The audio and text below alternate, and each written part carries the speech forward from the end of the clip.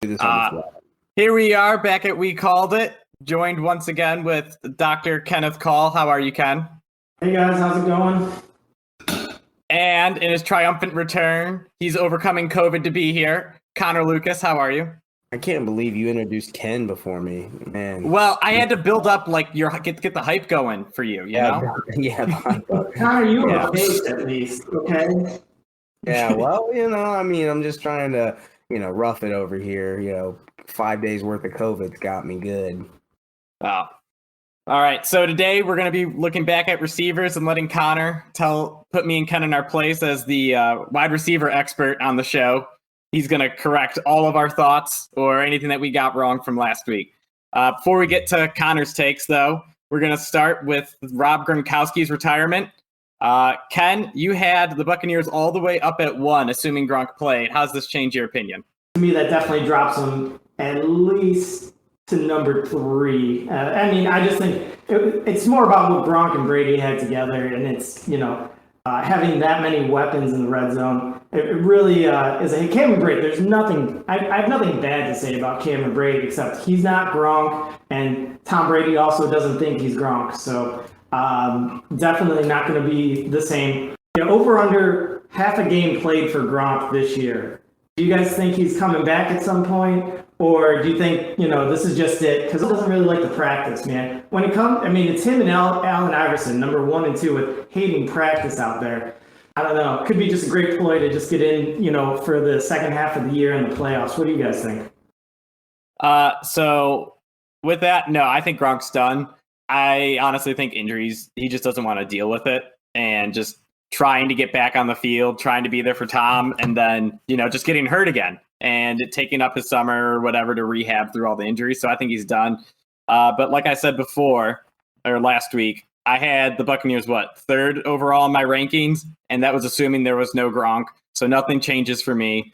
Still 2 great wide receivers to have on the outside. Then you have Russell Gage and Scotty Miller. So you have functional kind of 3rd and 4th options, along with Cameron Brate, who he's had some big games in the past. So I have no change on my take here, simply because I knew Gronk wasn't going to play this year. I think he's going to come back in the second. Well, I think he has a chance. I think there's a chance he's going to come back, because he left the door open. Like in an interview, he was like, "Yeah, I'll be here when Tom calls me back." I think he's going to see how well the Bucs actually do, without him and with the new coaching staff, and then he'll make a decision. I don't know if he'll actually come back. I think he'll consider it. I think he's got a chance to come back. I'm not so sure that he actually does, but truthfully, I really do think he's that guy that, he's like, because of my arm, Tom. Okay, I'll come back. Give me I don't know, some zebra cakes and, a party afterwards. What I mean? So I just feel like that's truly his demeanor. So it wouldn't surprise me. Those guys that work out once a year, but they're completely shredded. They're like, oh yeah, I didn't work out this week. I just sneezed twice and now I have a 6-pack. I feel like that's going to be Gronk. He's like, yeah, I didn't work out for the last 4 months, but let me just do a quick jog. All right, I'm in shape, ready to go. Yeah, no, I would think so. I think he's going to be that guy. All right, so I think he has a shot. I don't think he actually does, though. By the way, I'm doing our receiver rankings on the fly, so we'll be ready to talk about that. I'll give you my top 10. I'll give you my top 10. All right, so while Connor fills out those top 10, we're going to bring up something that they mentioned, Connor and Ken mentioned pre-show, which was Michael Thomas, and me giving him an A+ grade and thinking that he's one of the best receivers in the NFL still. And so I just want to reiterate, we mentioned it a little bit last week. Last time we saw Michael Thomas, he was doing what Cooper Kupp did at the exact same clip with Drew Brees instead of Matt Stafford. And at that stage into his career, Drew Brees was much worse than what Matt Stafford is now. So I am still very high that if Michael Thomas plays and actually tries, he is going to be completely unstoppable. All right. With that said, Connor, go ahead and make fun of me for thinking Michael Thomas is an A+. All right. So when I think of A+, I think of I don't just think of one specific thing. When Michael Thomas was the best at when in the business. He was the best in the business because he was a technician, and he's 6'3" or 6'4" or whatever he is. But he's not all that fast. Neither was Cup. But Cup has durability, and I would say Michael Thomas doesn't. So yeah, you think you don't want to talk about, oh well, he's been hurt. You want to think back to 2019, but it's kind of like a caveat here with, well, it was great when he had Drew Brees and there was no other wide receiver on the team, and he was peppered with 150 targets, and he was always open. And I mean, you almost make excuses for, like, okay, what's the worst thing you can say about Stephon Diggs? What's the worst thing that you can say about Jamar Chase? What's the worst thing you can say about, in my opinion, Devontae Adams? What's the worst? I mean, you don't have any. There are no weaknesses. That's not true. I would say there are no weaknesses, in my opinion, in Devontae Adams' game. So I would say, talking about A+, A+, top 1 and 2 people. Even now, Cooper Kupp is so ridiculously good at his route running. Like, I would say he's a better route runner than Michael Thomas, but because he's quicker than Michael Thomas. So I would say, you're talking about a guy who was A+, and then now you're looking at like Stephon Diggs. And I said, like before we were talking about earlier, and before the podcast, Stephon Diggs is like the new age type of alpha. Justin Jefferson is like the new age type of alpha. Kind of like 6'1", 6'2", but top end speed is there, 4'4", 4'3". Kind of guy. Quickness is there. Quick twitch, kind of short burst. None of those things really sort of go with Michael Thomas anymore. And even now, like Michael Thomas, he's 29, so I'm just not 100% sure that dude can ever get back. Like I have no idea. Nobody does. Even then, like, you watch him and you're like, man, what did he have before? Well, he had size, he had connection with Drew Brees, he had, that chemistry, and, well, he also had opportunity too. Some of these guys, like a Diggs is the alpha on a team with other guys that could go and be potentially one guy that could potentially be kind of like a Darnell Mooney type, like maybe a fringe one in Gabe Davis. I'm convinced Gabe Davis is actually not a fluke, but I need to see more. I was going to say, I have him at a B, and last week I even said, I'm like, dude, he had a Jerry Rice game. He can't be. He's shown so many flashes and upside that I think he can be better. I think he's flashy. I think he could potentially be like Darnell Mooney, like a beta that's kind of put on an alpha type sweatshirt for a little while. And I think he could break out, but 23, he's got good size and good speed, but like the first 2 years he was in the league, he didn't show anything until like the last 5 games of the last season. Sometimes, I know some people slow roll, but that's pretty slow. 18, whatever it is, 18 games of being in the league before you show a flash. You could say he's probably, I think, the same age as like Devin Duvernay. Devin Duvernay is kind of nobody has any idea who he is, and I think Devin Duvernay was a bigger prospect coming out of college. So not hard to gauge, but I don't think that I'm ever going to put Michael Thomas back up to an A+. I just don't think so. A+ to me is all the way around.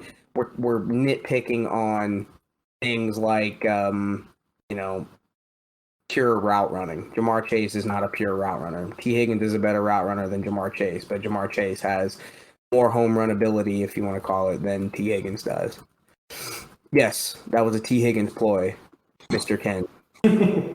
So you brought up something that's kind of interesting, and me and Phil were talking about, like, in terms of like rookie wide receivers. I'll fully admit, coming out, it's so hard to tell. 2 years ago, you're like, start of the year, Jalen Reagor, Justin Jefferson, they were drafted really close to each other. Who knows, like what to look for there.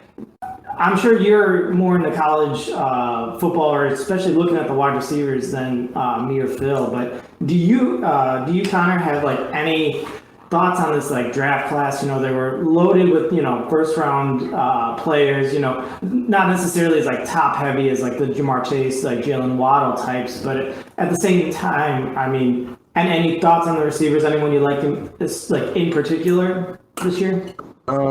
I actually, I'm torn between there. There are two things. Like, everyone wants opportunity, and other people are just like, it's kind of like draft need versus draft best. What's the two ways that you can do? Draft the best player no matter what position, and you'll eventually have a good team, or draft for need. Well, I think there are some things where you also look at that for wide receivers. Like, for me, Garrett Wilson, I think Garrett Wilson is going to be a good player. I don't know if he'll ever be like, he'll probably make the Pro Bowl a couple of times, but he didn't go necessarily to a great landing spot with a quarterback that I think is subpar. The worst landing spot in the NFL. I think he had a very bad landing spot. Drake London, you think of guys that are like comps. So I think Drake London comparable to Vincent Jackson. Garrett Wilson comparable to I think I compared him to like a potentially a Keenan Allen, but Keenan Allen is still an all-pro, and he got into a good position with a really good quarterback, so I think he might be Keenan Allen light. Is Keenan Allen like? I mean, is he like a T. Higgins type player? Keenan Allen is like he is like an A in between an A and an A plus. The only thing that Keenan Allen doesn't do is he doesn't take the top off the coverage. So that's exactly where I had him down at A. The Chargers are already all the way down at like rank 17 for me. If you want to see, there it is. But I don't know where the Chargers were. I think they're actually pretty solid, but I don't know how high up. I don't know if they break the 10, but they're close. Who else was in there first? Chris Olave. Chris Olave is silky smooth, but he's small and he's just super fast. He could end up being, someone like a Steve Smith light. But the problem is Steve Smith had this like kind of toughness edge about him. Chris Olave is just like super silky smooth. I don't remember a route runner, like a pure route runner that came out like him. Maybe Amari Cooper, but Amari Cooper's bigger. He kind of goes up and mosses people. They don't play the same. But to answer your question, do I think there's a Justin Jefferson in this draft? No. Do I think that there are some all-pros in this draft? Yeah. Sky Moore is intriguing because of his landing spot. He's he's a slot guy. He can do some of the same stuff that Tyreek Hill. I think they're going to use him very similarly to the way they did Tyreek Hill. Ironically, undrafted, and of course, because, we live in Ohio, Justin Ross got cleared, okay? And he got picked up by the Kansas City Chiefs. He could get cut. I have no idea. Nobody's seen him in 2 years. But I remember he was the leading receiver on a team with, who was it? I'm on it. I know Hunter Renfrow at least. Hunter Renfrow was on the team. Who was the other Clemson wide receiver that was on the team at that time? It was 3 years ago. I'm checking it right now. Yeah, Hunter Renfrow, he was the leading receiver as a freshman, and on a team that had Hunter Renfrow, and there was another Clemson wide receiver that was a beast that year. Was it T. Higgins? I didn't want to say it. When I saw, I'm like, oh man, we're in trouble. So Ross was the leading receiver. I think Ross could be a sleeper, but he's got these crazy medical issues, and could he get cleared? Could he not? So the talent's there. You look for kind of that alpha profile. He's got it, but you just don't know. So I would say, do I think that there is the top of the top level? Anybody who's going to end up in the Hall of Fame? I don't think so. Just because when you watched a Justin Jefferson or a Jamar Chase, they were leaps and bounds better, but they all. Uh-oh. Connor's taking a break for a moment. Well, He did. That's a great face too. So the one thing he said, like, oh yeah, is there a Justin Jefferson, Jamar Chase? I mean, the last 2 years we've been spoiled with these rookie receivers. I mean, those two, really they came out like Jalen Waddle. We talked about a little bit, but not nearly, as much as Justin Jefferson. Like if it wasn't, or I'm sorry, Jamar Chase. Like if it wasn't for Jamar Chase, I think we'd be a lot higher up on Jalen Waddle. But man, the thing is, like those two came in and they're already all pros. You know what I mean? Like they're just completely killing it right off the bat, and you really don't see that. I mean, I don't know how many players like that in the last 10 years like showed up all year as a rookie. I mean, it's extremely few and far between. I think I lost you there for a second, but I'm back. Yep. I think I caught you there at the end, but I think we were kind of going towards the same place. I think my point was going to be Justin Jefferson and Jamar Chase not only had the opportunity, but they had a really good quarterback. So I end up, even in college, right? So you look So at guys wait, that NFL quarterback for the Vikings, you think he's really good? Listen, he is a good stat machine. And there you go. I think that he is phenomenal at putting up stats and making money. This way, I think that he is great enough that he's a great athlete. No, I shouldn't say that. He's a great passer. He's a good enough athlete. And I think that as a wide receiver, can you flourish under him? Is he going to get you your touches? Yeah, he's going to put it on you.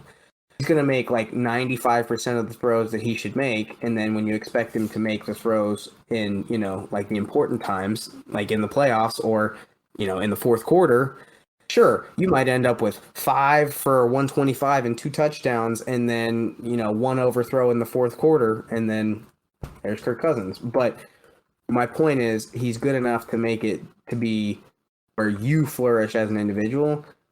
Burrow was incredibly accurate. One of the things you look at, and one of the things that like they were talking about Josh Allen this year, about he is one of the only people to ever come out of college and they had accuracy questions about and had accuracy questions in his first 2 years. And then all of a sudden by year 3, his accuracy went way up. Accuracy is one of the one things that like you just almost can't teach. You either have it or you don't. And a lot of the quarterbacks this year, like, struggled with accuracy. Ones that weren't, like, that's why you didn't see any quarterbacks go super high except for Kenny Two Gloves. Okay, well, that's because it's hard to teach. You either have it or you don't. Kirk Cousins is accurate. Joe Burrow was freakishly accurate and a really good decision maker. So a lot of it is opportunity. So I just didn't like it. I didn't fall in love with any of the landing spots here. And so I also think that they picked Garrett Wilson and a similar style receiver as Elijah Moore. You kind of have two hybrids, a guy that can play inside and outside, but you don't have somebody that's like a true outside or a true inside. Corey Davis, yeah, that experiment, unless he just all of a sudden turns he it has on. a great 2 or 3 touchdown game every year. One great 2 or 3. So is the issue with Garrett Wilson? There's just too many playmakers and weapons in that offense. Like there's just not enough ball to go around. Is that it? Garrett Wilson potentially. Garrett Wilson, I would say.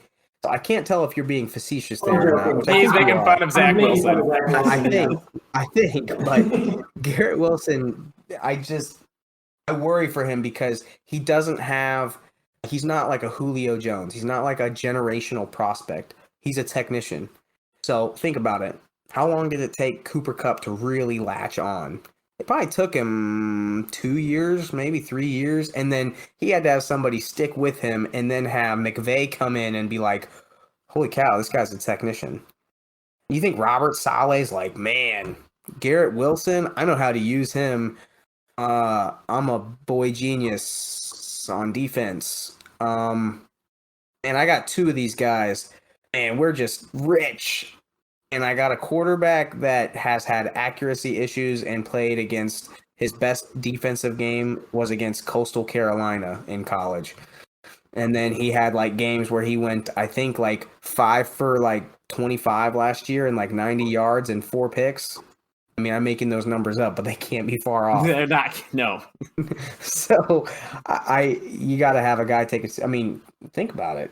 Trevor Lawrence, I mean, he had an awful first year. He gets a pass. I don't think Zach Wilson really got a pass. I mean, I can't see why he got a pass.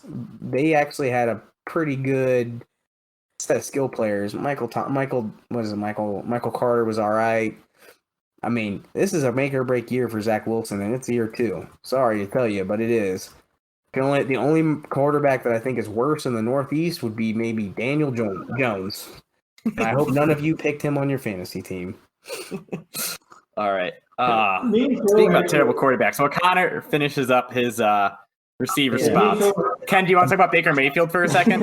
I was going to say real quick, me and Phil were talking, we were like, man, those Giants, if, better line, they have some pretty decent receivers. We both like Saquon. It's like, if they just had a decent quarterback, they had a Kirk Cousins over there, they'd be interesting in fantasy. And like, instead, we're like, no, we don't want any bit of that.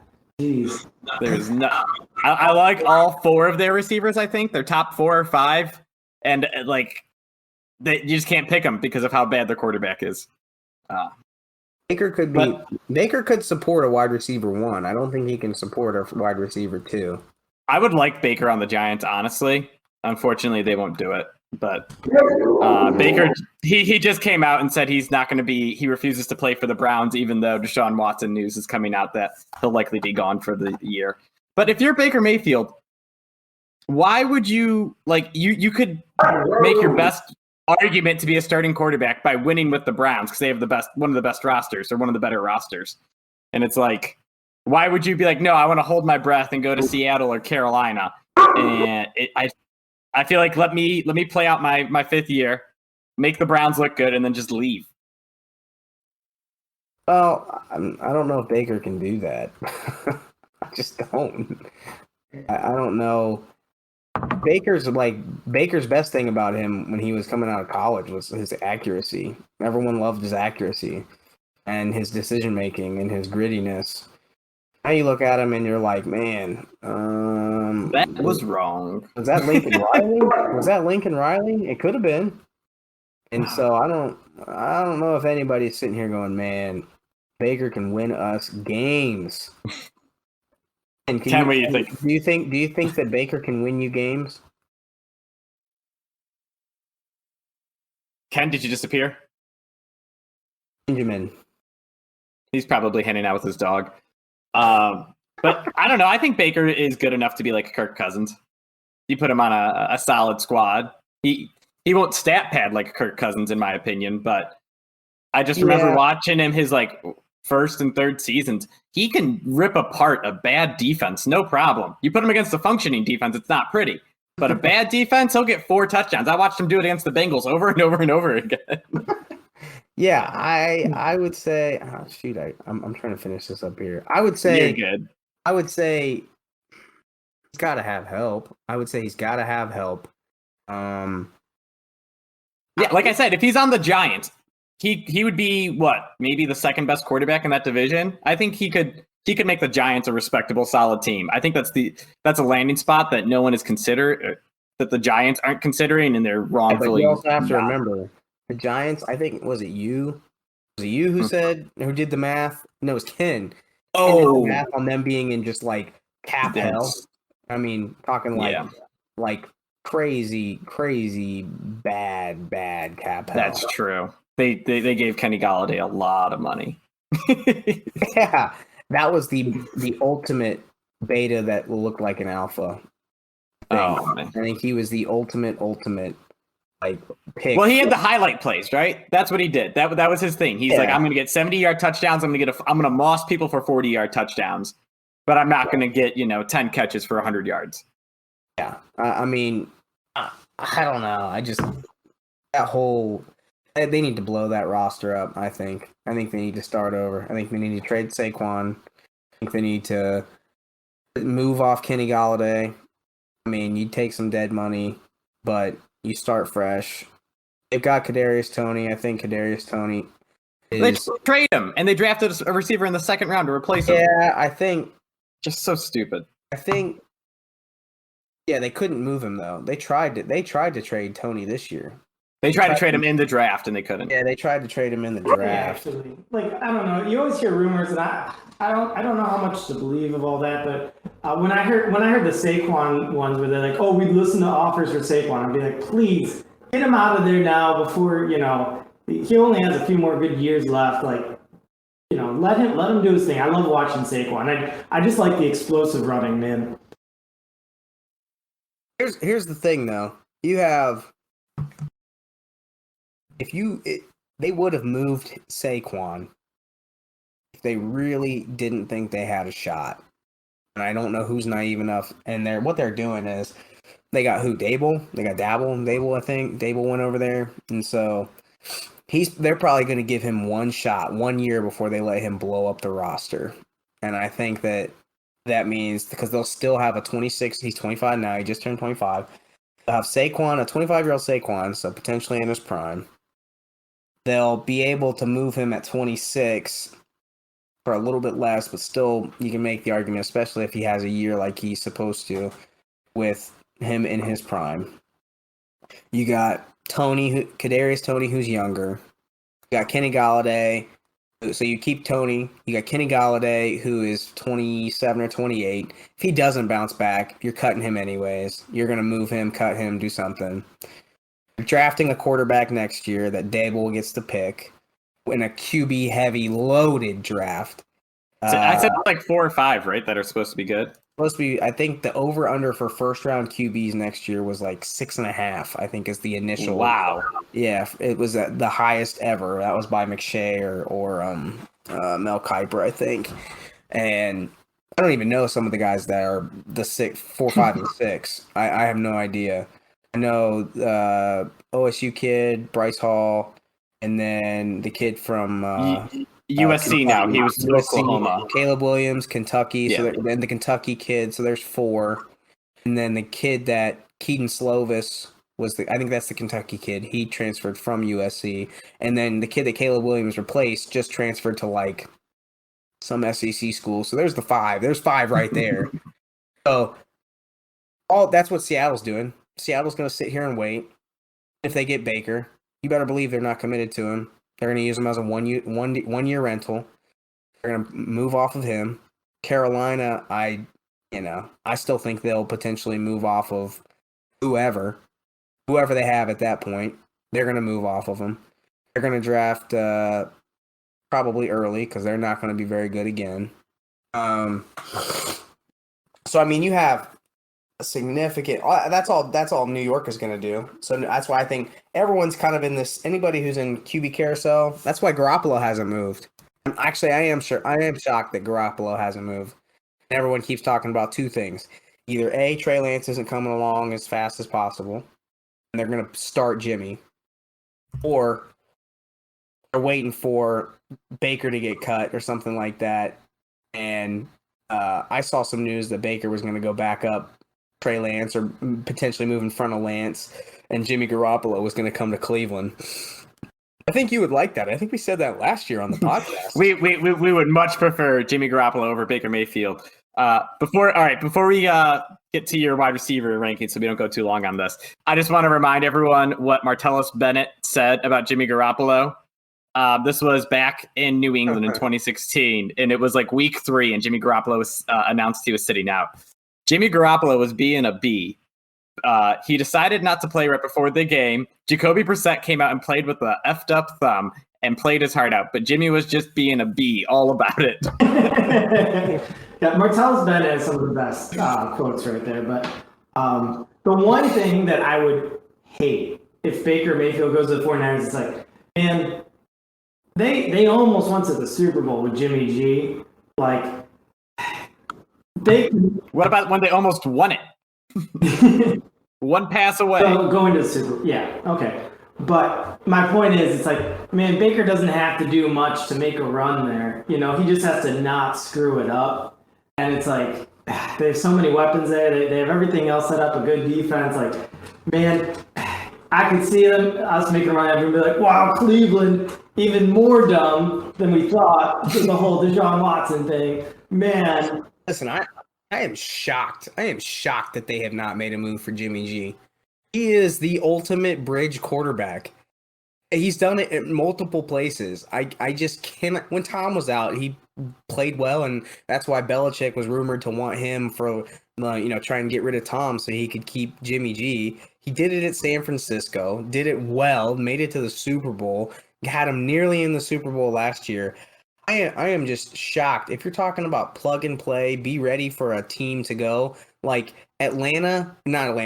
Indianapolis should have went after him, I think. I mean, they got Matt Ryan, which is fine. Indy went for it. They took somebody as a bridge. They'll take a quarterback next year. Cleveland should do it. You can make an argument if Pittsburgh really thinks so. They should have got Jimmy G instead of Mitch Trubisky. Anybody who's fringe, like really good, as bad as it sounds, I saw. You're gonna think this is really funny, but it was something like the combined least amount of points in their losses last year, the Vikings. You can contribute that to Kirk Cousins, I'm sure, but the fact is, if Kirk just doesn't lose the game, potentially, he just doesn't lose games. Yeah. Vikings are actually something. I think they didn't lose that one. They were like 12 and they were going to be like, I think their combined one score losses, if they had won all of them or half of them or something like that, they go from 8-9 or 9-8 to something like 12-6 or 12-5 in a playoff team. It was nuts. All right. So, the Vikings, I think, had like 2 games last year that didn't end within 8 points either way. Yeah. So, like a 1-score game both ways. And lots of them they were winning by 2 touchdowns and blew it. I can't wait. They are my sleeper pick to win the NFC North because of how bad the Packers blew their receiving core. And I had other points, and they're just all out of my head. So let's just go to your receiver rankings, and let's see what you got. All right. Can't wait for this. All right, I see you have number 1 correct. Very easy. Let me. How do I share my screen here? Let's see. Do you? I can put it up on the screen for everyone to see if you want that. Got it. Don't you worry. Check this out. I'm on my work computer, so I got 2 screens here. Okay. I just want to let you know. All right. That here we go. I want you to understand.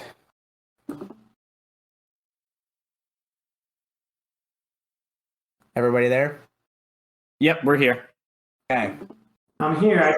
Sorry, YouTube viewers. I have to edit my screen settings for a minute. So go ahead, Connor. All right. If Ken, I just want to understand. Is it because of Hayden Hurst? Is that why? Is that the only reason you didn't have them number 1? Because you don't think Hayden Hurst is better than Cameron Brate? Please tell me. So, without the Bucks there, it was the Raiders, and it's solely number 1. I just really, I'm super high on Devontae Adams. And don't get me wrong, like Jamar Chase did great, but they just went away from the pass so much. Like there's room for the Bengals to get better this year. I just think that Devontae is just proven it over and over. But the big argument was, this is just me, I would prefer to have 2 better receivers and a tight end versus a third receiver, like a better tight end versus a third receiver. Please do not.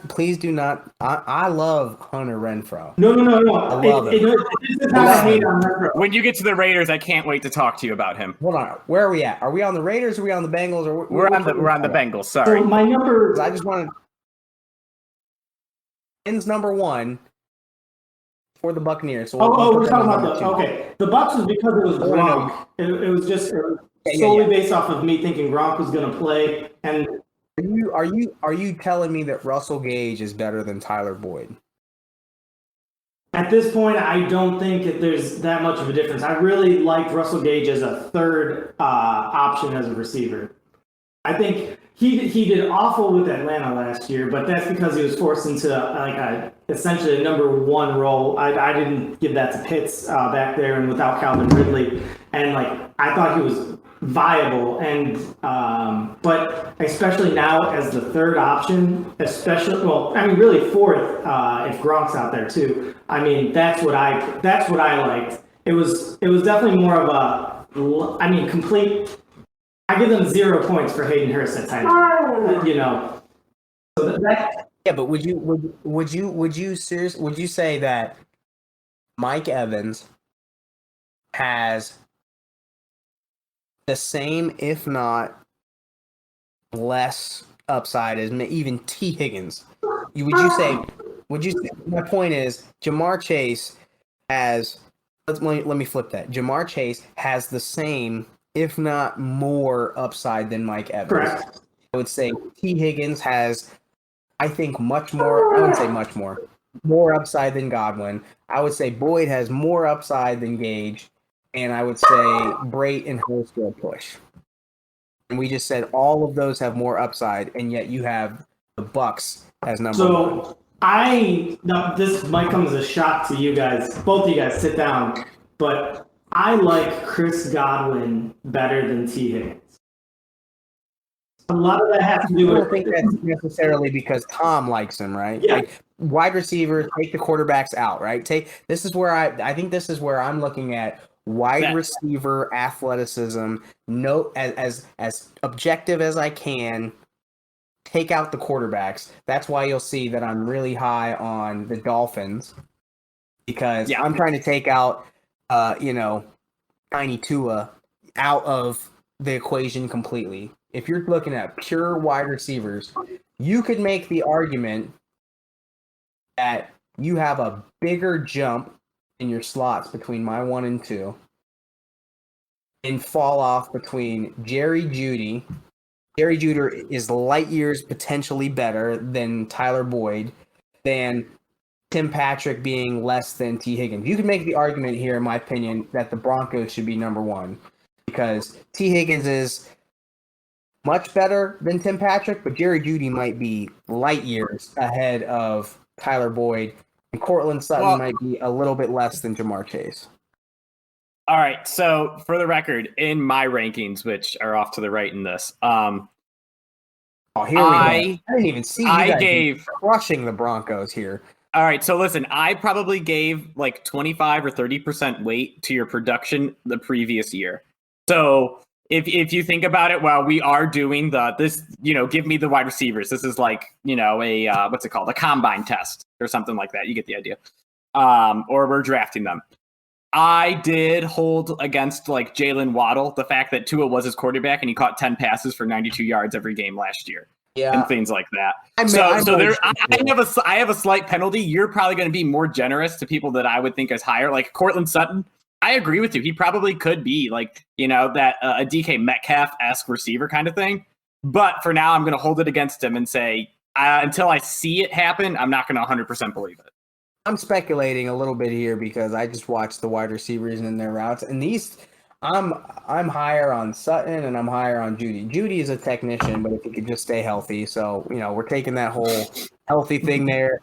And I'm trying not to think about Russell Wilson here, but I'm also thinking about this is new Tyler Lockett plus, and this is new DK Metcalf light.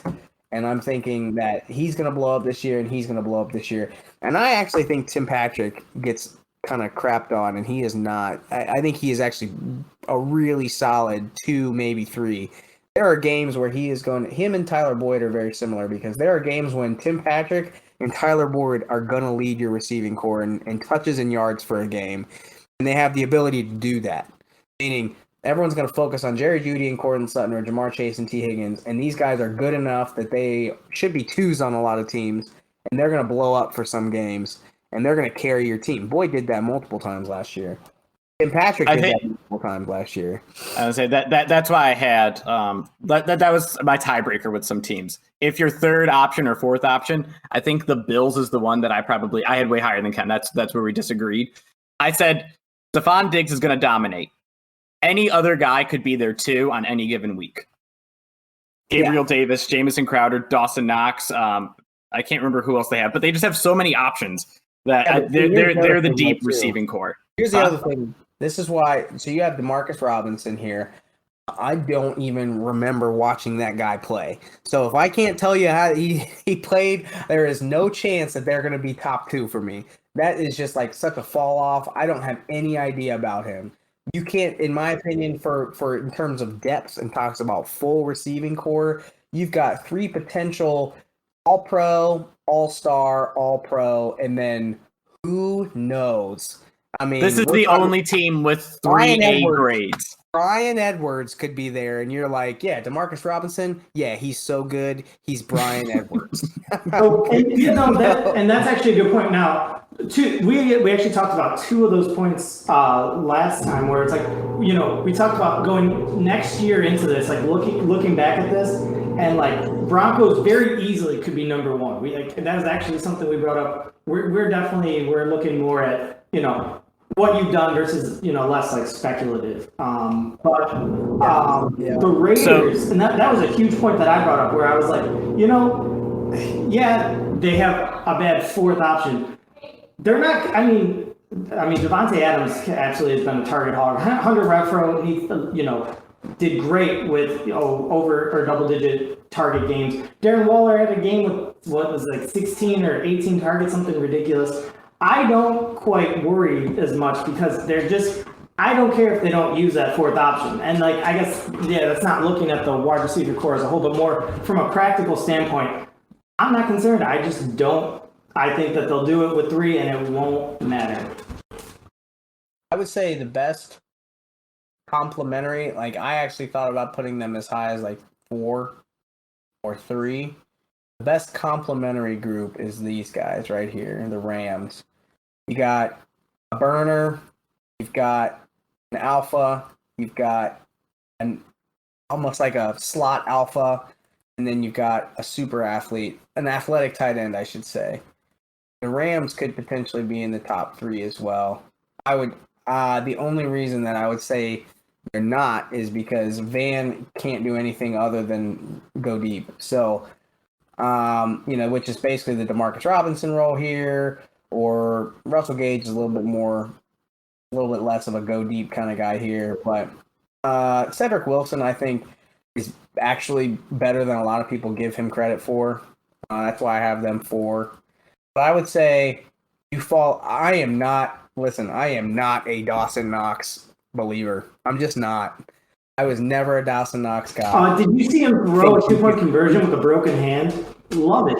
Yeah, that's awesome. That is awesome. But I mean, he got boosted up. I think it was something crazy. He only had 70 or less targets, 60 or less targets, or something crazy low numbers last year. But 10% of them, 15% of them were touchdowns. It was one every 4 balls that he caught was a touchdown. And he had 600 yards, 50 catches, and 9 touchdowns. That's what I'm saying. 600 yards and 9 get him the ball more touchdowns. I don't know. I think you give a lot of those, even those touches, if Gabriel Davis takes a step forward and you give more of his touches there. Truthfully, I'm not a believer. I think you fall off hard there. Jamison Crowder, underappreciated. He's underappreciated. So where's Dawson? Is he better than Cole Beasley? Where's Dawson Knox compared to Hayden Hurst for you? Ooh, listen, Hayden Hurst had 1 season in Atlanta where he was viable. Okay, he was actually. I know he's on every one of my fantasy teams. Trust me, I love him. I mean, he's a guy that I think is kind of underappreciated too, because he's sneaky, kind of athletic, almost not athletic, but almost like Jason Witten, kind of knows where to be and go and get touches, but he's not going to blow off the coverage out of the top like a Kelsey or a Darren Waller or even Gesicki to an extent. I think he's underappreciated, but yeah, Dawson Knox has more upside for athleticism. I just am not going to say that in that offense with Josh Allen and your 3 other guys, Diggs, Davis, and Crowder, he's either catching touchdowns or he's getting 2 catches for 20 yards. I think Hurst has a little bit more consistency. He can be a check down guy. Dawson Knox gets up until the red zone, they forget about him. It's just weird. I don't know. I don't know why they don't scheme Dawson Knox until they get to the red zone. It's really weird. Yep. It's kind of. But at weird. least he's a good red zone target, and it rounds out their team. All right. So real quick, I want to talk about Hunter Renfrow. Where do you think he ranks as slot wide receivers? Because my brother, I posted our talk about this last week, and he just goes, Hunter Renfrow is not good, and I'm like, he's one of the top slots. I'm looking at the slots here. He is gonna be like top 1 or 2, top 2. I mean, the only person that's better, I would say top 3, and I'm only trying to think Keenan Allen. I'd say Keenan Allen, and Jerry Jeudy could probably compete with him. Like, if Jerry Jeudy has a good year. If you're talking about if you're talking about what you've done up to this point, yeah, you're gonna take Pro over Jeudy just because of what you've done up to this point. It would be Kupp, Allen. I can't think of many more. As like true slots. And then, I know you have Elijah Moore here as a slot. I don't know if he's going to be there that much, but you got to see more of him. He's a guy that I would still take Renfrow over him. I would still take Renfrow over him. Oh yeah, I think he's been in the league. I agree, but if you're talking about like just potential there, like I'm not a huge on St. Brown guy, but Elijah Moore, I don't know. I like it. I'm fading Amon-Ra St. Brown. I think he's a jag. I think he's just another guy. If you put T.J. Hawkinson, Jamison Williams, and literally anybody else outside to take away all of the targets when he went off for weeks 13 through 18 last year. I mean, I feel like that was just garbage time. 100%. Like, right, the games for the Lions started at garbage time on kickoff. Yeah, it's just I'm not addition by subtraction. Like just because you do good when other people aren't there, that's the game plan is never going to be like, oh, we don't need anyone else because I'm around St. Brown. Obviously, that's not what they did.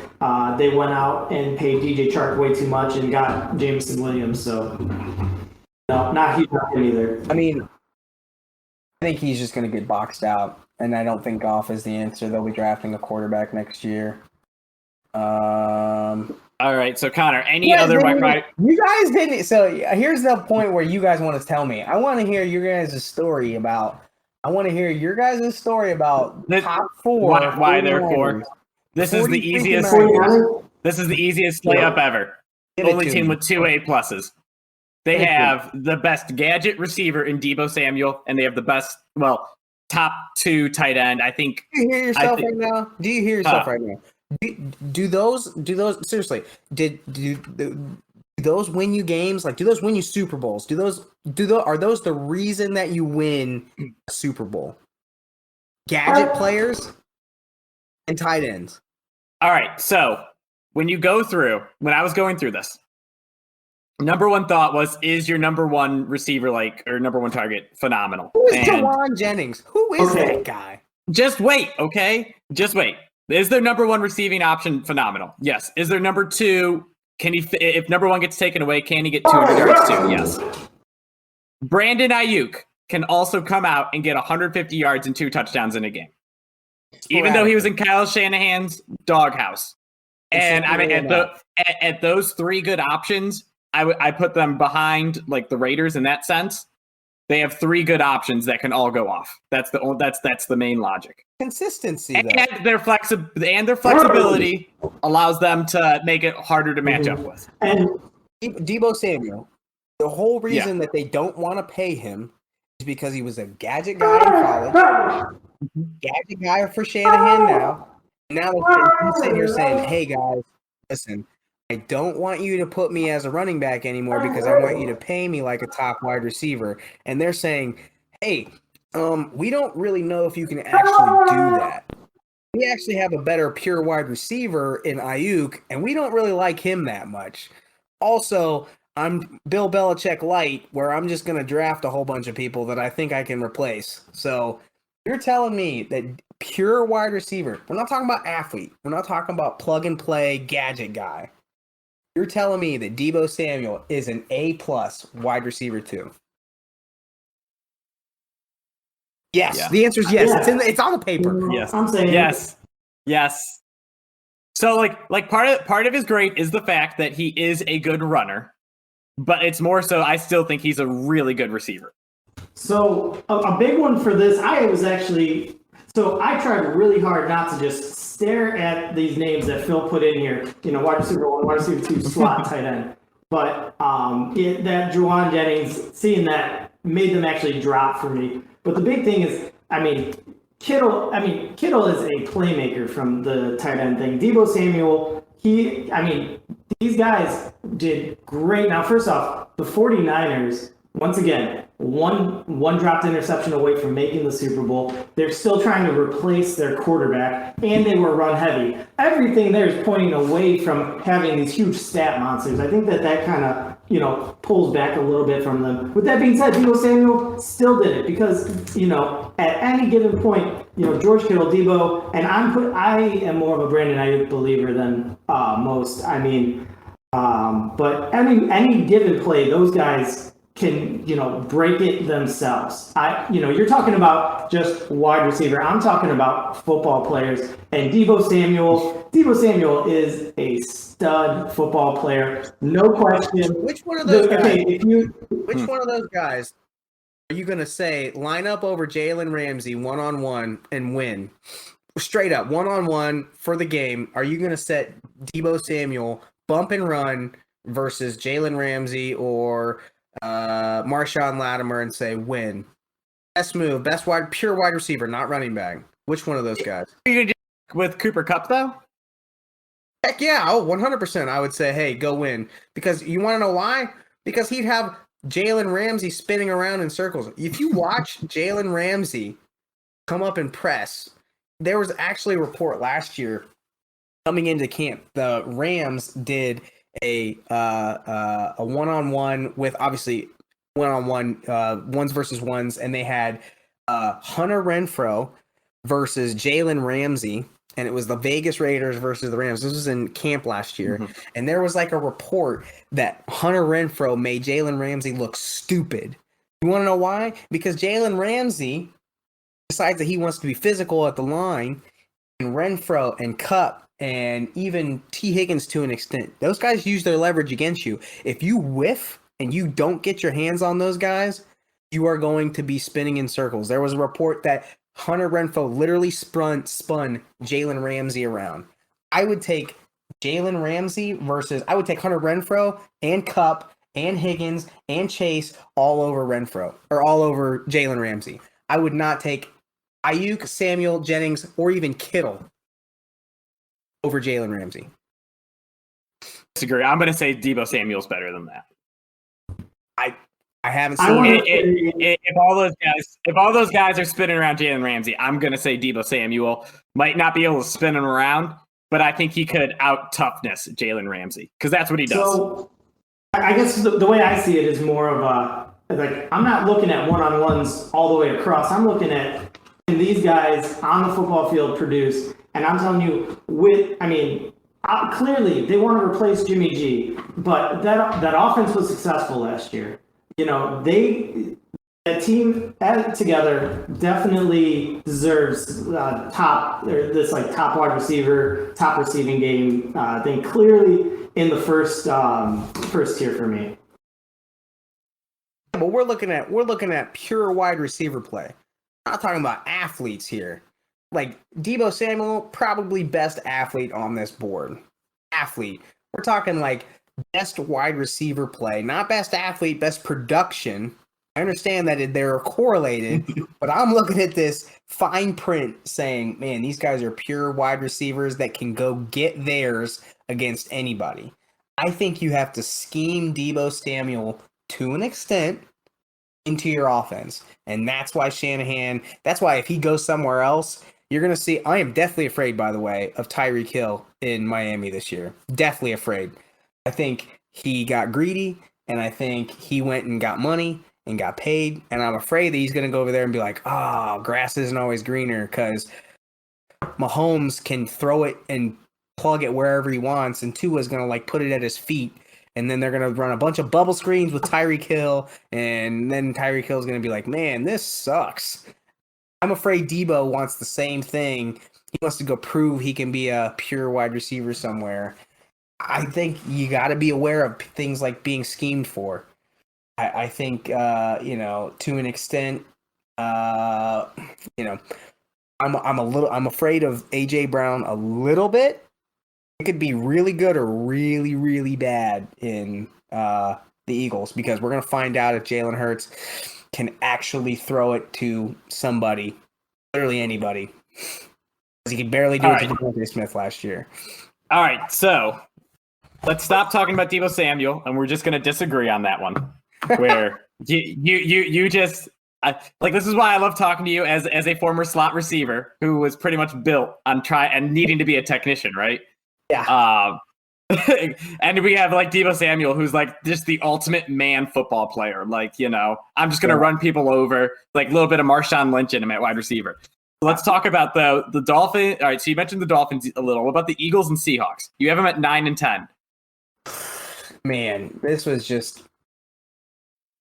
Yeah, there was a This is I labeled them. I'm sorry, whoever your quarterback is, your quarterback. Right, and it is, which is sucky because I tried to take that out of it a little bit, but I would say AJ Brown.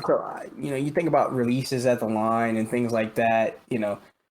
AJ Brown is a little bit of he's like a larger Deebo Samuel, as bad as we just got done talking about him, but like a little bit more polished route runner.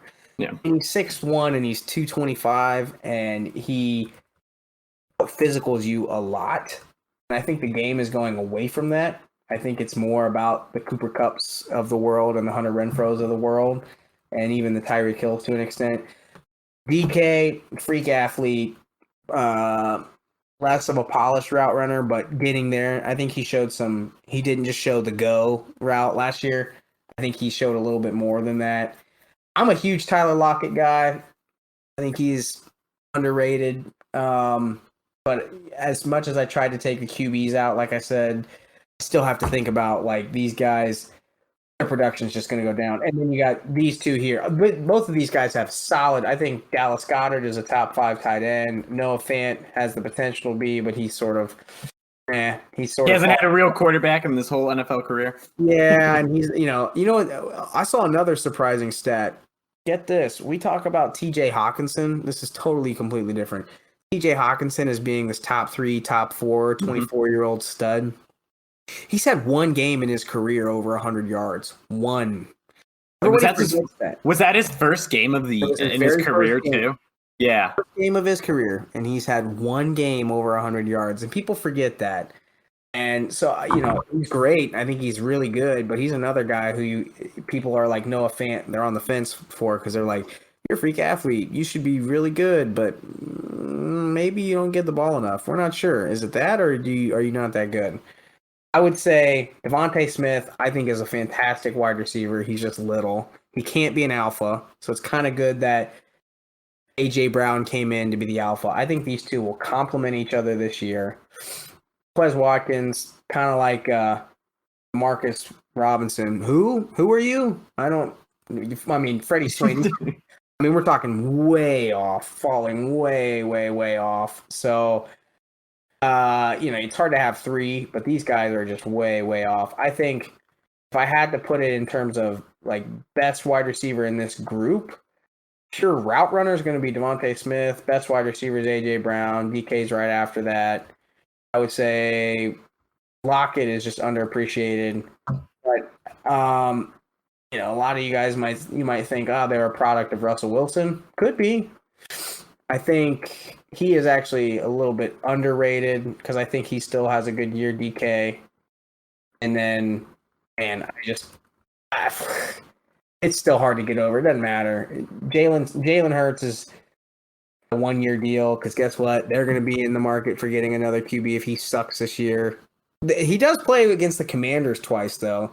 The Commanders have like a good defense, but their whole team is just not good. Carson Wentz is going to just blow that team up. They're getting another quarterback next year. So you get to see them twice. You get to see the Cowboys twice. And the Cowboys, man, who knows? I don't know who's going to show up for them. And then you get who? The Giants? Is that right? Yeah. So Hurts has a pretty good schedule here. They're dark horses if their defense, and they went out and spent money too. They got a solid team, but I think they also have pick for next year just in case Hurts isn't the guy. Which is they have built just like the perfect infrastructure to bring in a rookie too if they need it. Yeah. So honorable mentions. Yep, that's it. That's about what I was about to say. Is there any team that you want to talk about or see at all? Honorable mentions. I mean, listen, the Cardinals are intriguing. When they get once Nuke comes back. Once Nuke comes back, you got 2 old and 2 young guys and 2 young guys. The one thing about Marquise Brown is he's a great route runner. He's little though. He's not a hands catcher. He had a lot of drops last year. And so he's more of a deep ball guy, but he's kind of a little bit gadgety. I'm not convinced. Him and Rondale Moore are kind of similar. Everyone's sort of expecting Marquise Brown to blow up. I'm not as high on them as everybody else is. I am also I'm fading, the Chiefs. I am not a Juju guy. I'm just not. With him as a B+ because I personally just love Juju. I mean, he's a good slot. He's big, but he's not a great route runner. He's a good route runner. Kelsey's obviously Kelsey. I feel bad for DJ Moore. Good Lord. And he is just – I just wish he was, on a different team. On a real team. They're going to waste his entire career. He's going to be just another guy. What's your rating for him on DJ Moore relative to T. Higgins? You know what's interesting? Somebody offered me that trade in fantasy, and I was actually thinking about it because you've got 1A and 1B. You got opportunity versus a good quarterback. Opportunity would be DJ Moore is going to soak up all the targets. There's literally nothing else Not there. fantasy-wise, just quarterback, or just player-wise. I'm curious.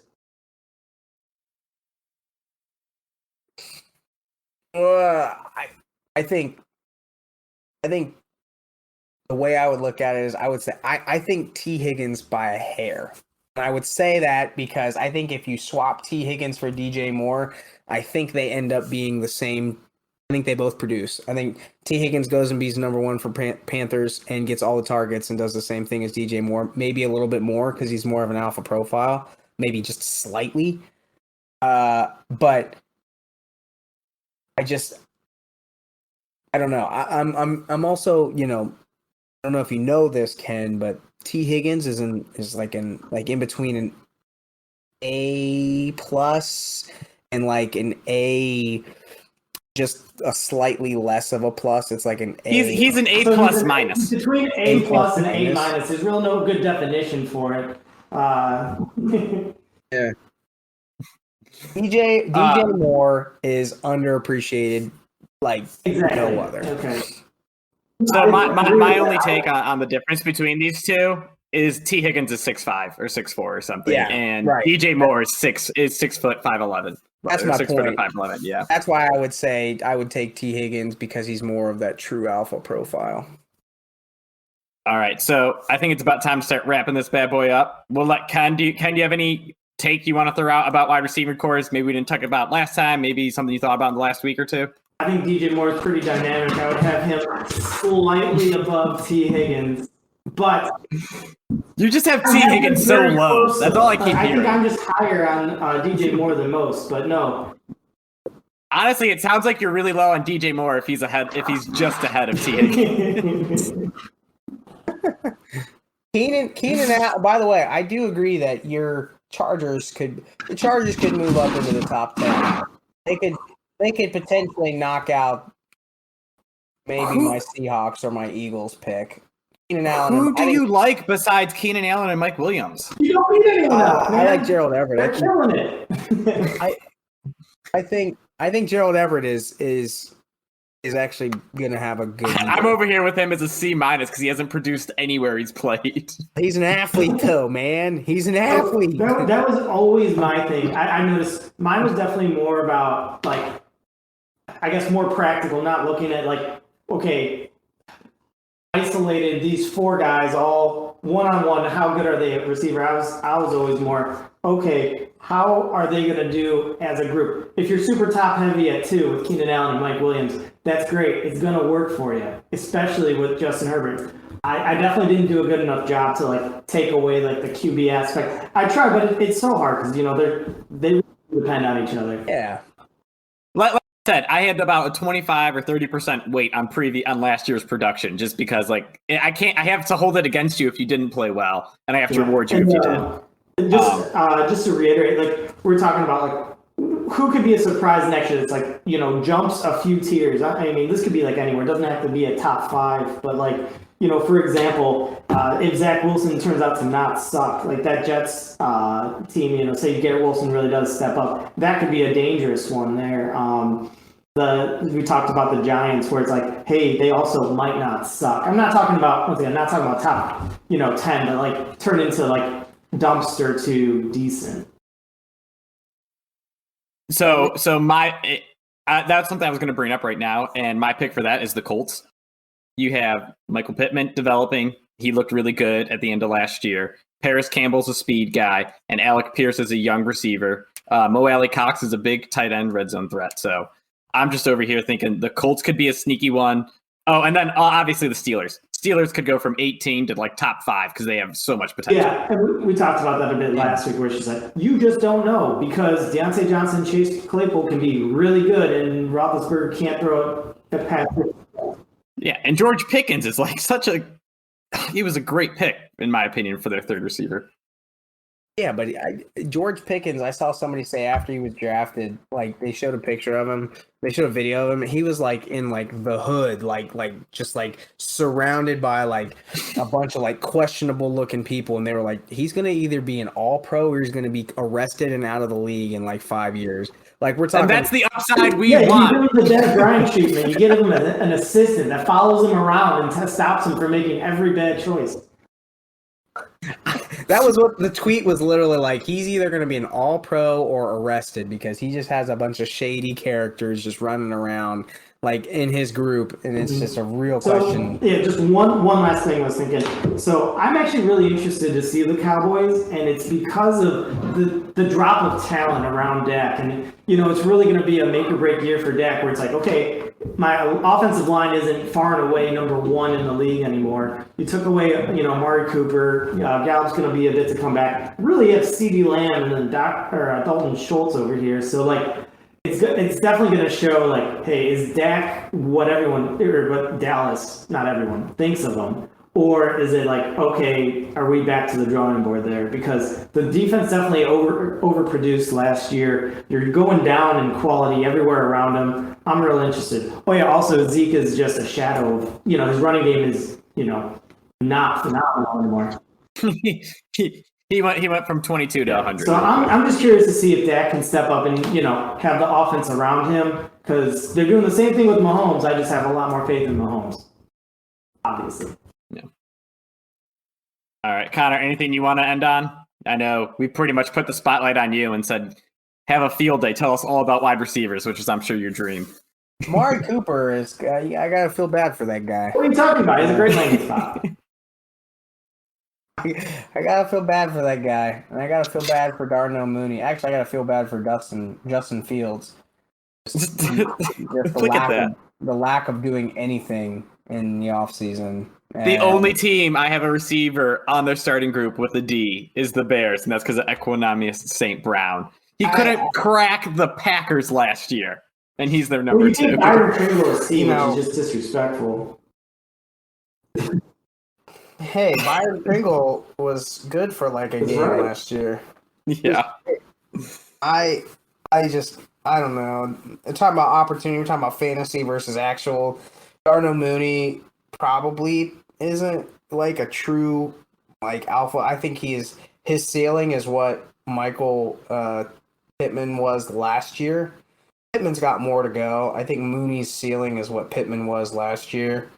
And then Christian Watson, I mean, I haven't watched anything on him. I know he's a freak athlete, and I know he's a Division II school kind of guy. And you always bring up.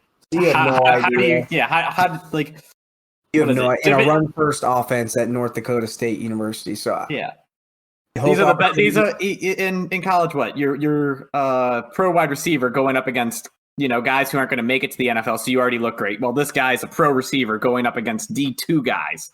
Yeah, I don't know anything about. I drafted him in like our dynasty because I was like, hey, he's a good athlete. Maybe Aaron Rodgers will just pick him out and say, you're getting the ball a lot. They have about 2,000 yards to fill with Devontae Adams' departure. Yeah, and Aaron Jones is going to be 1,000 of them. I hope you guys picked him up because he's just going to get dumped off all day long. His catches are going to skyrocket this year. He's their new I'm slot Aaron receiver, Jones this really. year, absolutely.